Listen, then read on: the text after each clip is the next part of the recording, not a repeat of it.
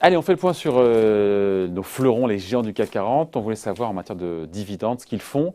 Maintenant qu'on a une vision, on a the big picture comme on dit. Quels sont ceux qui maintiennent, qui suppriment ou qui réduisent leurs dividendes? On fait le point avec Philippe Béchat. Bonjour Philippe. Bonjour. Rédacteur en chef de la Bourse au quotidien. Donc voilà, quelle est la stratégie donc, de versement de dividendes de nos fleurons, de multinationales? Les Échos nous disent, voilà, il y a un pourcentage, 35% des boîtes du CAC ont annulé leurs dividendes, 40% l'ont réduit, on se posera la question de combien, et 17% les ont maintenus. Donc comme ça fait quand même aux trois quarts, il n'y en aura pas ou moins, voilà. Aux trois quarts. Plus ceux dont on ne sait pas, puisque quand on fait l'addition des 75% plus les 17, on Oui, arrive à 92, il manque 8. Hein. Voilà, donc qui n'ont pas encore vraiment donné de réponse, et dans ces 8%, il y a Pernod Ricard. Voilà, qui sont en exercice décalé, voilà. ou voilà, il y a... Voilà. Bon, a priori, je ne vois pas, eux, pourquoi ils réduiraient fortement les dividendes. Ils sont pas dans non, mais mon point là-dessus, c'est de dire, Philippe, on a eu Bruno Le Maire clairement qui l'a claironné sur tous les plateaux et dans toutes les langues en disant qu'il fallait plus de modération en matière de dividendes. On a le sentiment qu'il a été entendu, les fleurons, nos fleurons du CAC 40 ont joué le jeu. Alors, pour les valeurs bancaires, elles n'ont pas forcément obéi aux injonctions du gouvernement, plutôt celles de la BCE. Ouais, voilà. On leur a demandé de dire voilà, reporter, annuler pour l'instant, en gros. Ouais. Pour les entreprises dont l'État est actionnaire, elles ont toutes obtempéré. On pense à quoi, Renault? Alors, Renault, il n'y avait plus de dividendes de toute façon. Oui, on a vu la situation. Voilà. Donc, il y avait Engie. Bon, c'est l'État a fait une croix sur 450 millions d'euros de dividendes. Ah, oui. ADP, 370 millions. La Française des Jeux, dividendes réduits de 30%, donc c'est encore 340 millions de moins. Orange, pour les caisses de l'État. Voilà.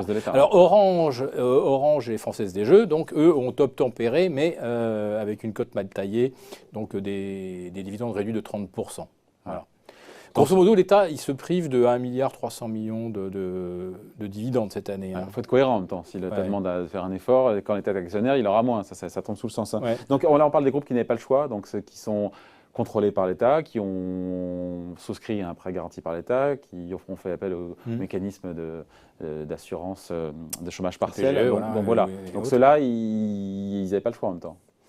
Et d'ailleurs, on donne leur nom au passage aussi, parce qu'il y en a 14 qui ont versé des dividendes. Il y a les bancaires, ça on l'a dit, évidemment, BNP, Crédit Agricole, Société Générale. Après, il y a tous les autres aussi, je vous laisse faire la liste, mais c'est intéressant. Parce ceux qui ont supprimé les dividendes. Alors, bon, on a bien sûr tout ce qui a trait au tourisme, alors Accor, l'hôtellerie, donc hélice, blanchissage, etc.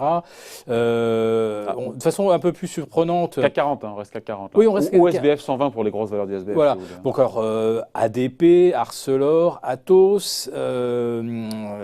Coface, là on est dans le SBF 120, mais on est quand même sur des choses significatives, puisque la Coface, c'est quand même le risque associé à des entreprises qui vont avoir des gros soucis de trésorerie.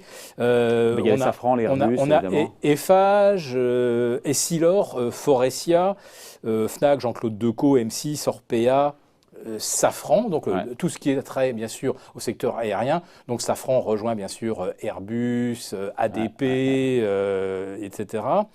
On a Thales, j'ai oublié de la mentionner parmi les entreprises dont l'État est actionnaire. Sodexo. Donc là, on est toujours dans la thématique tourisme avec Hélice, Accor. Voilà. Donc tous ceux-là ont carrément supprimé les dividendes. Après, il y a ceux qui les ont réduits. 16 groupes du CAC ont réduit. C'est entre moins 10, 30 et 50%. Entre moins 10 et moins 50. Alors moins 10, c'est pour Hermès. Voilà. Ceux qui sont à moins 50%, ce sont souvent les foncières, c'est-à-dire les Unibail, Clépierre, Mercialis, etc. Je crois que Mercialis, c'est 20%. Voilà. Mais en tout cas, toutes les foncières ont réduit sans supprimer. Voilà. Alors, comme le luxe aussi, le luxe a réduit sans supprimer. Voilà. Alors parmi ceux qui sont à moins 50%, donc on a AXA, il y a eu une longue hésitation finalement. AXA a décidé de faire moins 50% et de reporter le versement. Finalement, ils ont fait, on va dire, une sorte de cote mal taillée.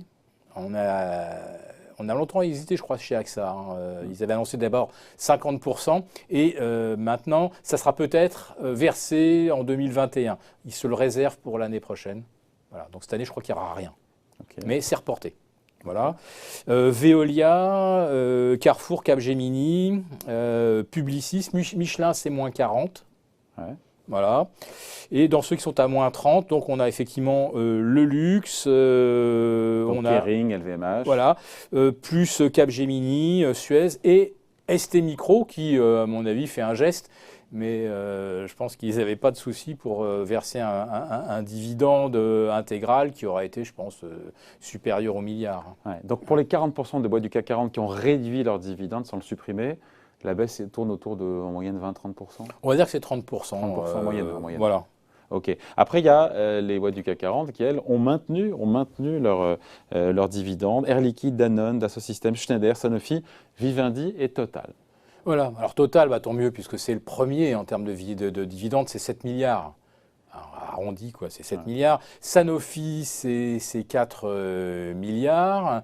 Ensuite, vous avez Schneider, on est autour de 1,5 milliard. L'Air Liquide, c'est 1,3 milliard. Et puis après ça décroît. Bon, Thales, on a dit, ils sont obligés de passer, mais ils auraient peut-être pu faire quelque chose. Donc les deux plus gros distribuent intégralement, Sanofi et Total.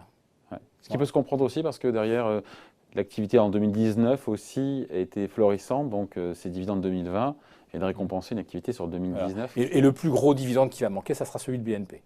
Voilà, parce que là, on était situé à 5-6 milliards potentiellement. Voilà. Bon, donc si on fait une synthèse de ce qu'on vient de dire là, on se quitte là-dessus. On se dit quoi? On dit qu'au final, cette moisson de dividendes, cette moisson de dividendes, elle va être inférieure de 45% par rapport à 2019, ce qui a été distribué en 2019 jusqu'à décembre, pour les dividendes qui sont versés tardivement en fin d'année, etc., les reliquats que verse Total, Air Liquide, etc.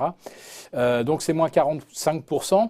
Ce qui est attendu cette année, c'était de l'ordre de 54,5. Et donc cette année, on aura, grosso modo, en comptant tout, CAC 40, SBF 120, on aura 30 milliards. Voilà, donc c'est une baisse de 45 milliards.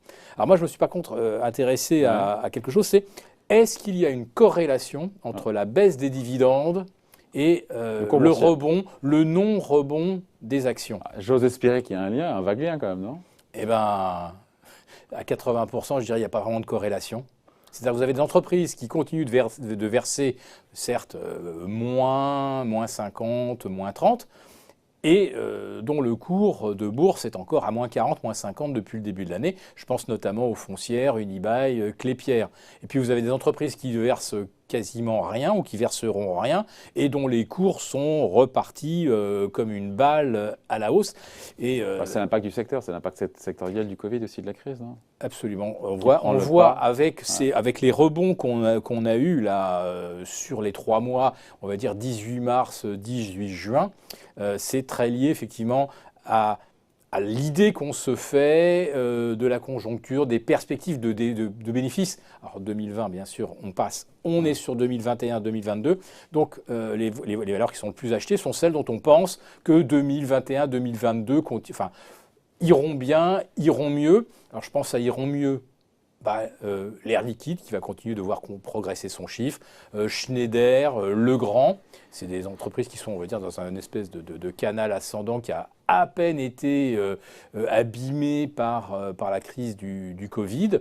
Le luxe, par contre, quand on écoute par exemple Chanel ou Kering, et ils vous disent que le retour à la normale, c'est probablement pas avant 2022, avec une grosse interrogation concernant la Chine, qui reste quand même le premier client, la Chine et Hong Kong, parce que Hong Kong, c'est plus ce que c'était, c'est sûr. Donc je dirais qu'aujourd'hui, on paye encore très cher le luxe, vu l'incertitude concernant ce secteur. Donc en tout cas, sur la corrélation entre la suppression ou pas, ou la réduction des dividendes et des cours de bourse, il n'y a pas parce que l'année 2020 est atypique, de vraie corrélation parce que 2020 est atypique et que finalement les marchés enjambent. Mais ça veut dire aussi une chose, et en fait, ça n'a pas changé par rapport à avant la crise. C'est-à-dire qu'avant la crise, les titres qui progressaient le plus, qui affichaient les plus grosses performances sur la période 2017, 2018, 2019, celles qui montaient le plus, c'était celles qui proportionnellement distribuaient le moins de dividendes. Aux États-Unis, c'est encore plus flagrant avec les GAFAM, puisque quand vous faites le rendement synthétique des 5 GAFAM, vous êtes en dessous de 1% de rendement. Les gens ne cherchent pas le rendement là-dessus. Et voilà. Mais on continue de vous dire l'excuse, c'est j'achète des actions parce qu'elles ont du rendement que je ne trouve plus sur l'obligataire. Or, en fait, là, quand on voit ce qui a bien rebondi depuis le mois de mars, que ce soit en Europe, en France, aux États-Unis, c'est pas du tout ce qui produit du dividende. Et les fameuses utilities, les Veolia, les Suez, elles ont beau avoir réduit de 50% leur dividende et ne pas l'avoir supprimé, leur parcours depuis le mois de mars, il est très décevant. C'est un exemple. Voilà. Point de vue signé. Merci beaucoup. Explication signée Philippe Béchade, rédacteur en chef de la Bourse au quotidien. Merci Philippe. Bonne semaine.